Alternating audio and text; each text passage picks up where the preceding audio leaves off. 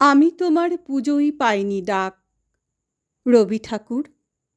25শে বৈশাখ। বসে আছি একলা ঘরের কোণে, যাইনি ভোরে নন্দন প্রাঙ্গণে। একটু দূরে দাঁড়িয়ে তুমি একা, মূর্তি তোমার ফুলে মালায় ঢাকা। কত মানুষ, কত রকম মন, কত আবেগ কাঁপা সমর্পণ। বুকে তাদের তোমার ছবি আঁকা, নিজের মতো করে সবার খুব গোপনে রাখা। কত রকম কথার কলরব, কত নতুন কবিতা সম্ভব।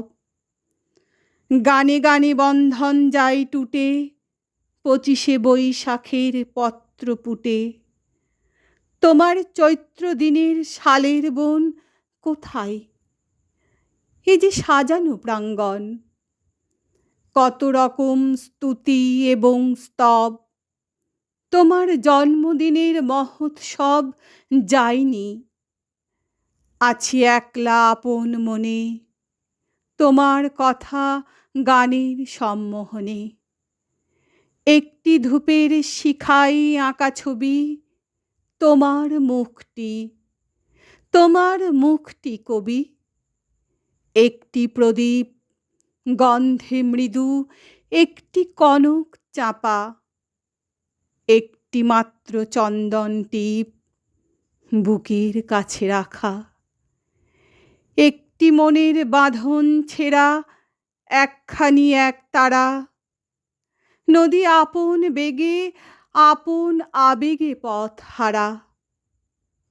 তুমি আমার একার সঙ্গপন, তুমি আমার নিভৃত সেই জন, যে জন আছে মাঝখানে ঠিক মাঝে, অরূপ বীণা হয়ে যে জন খুব নীরবে বাজে।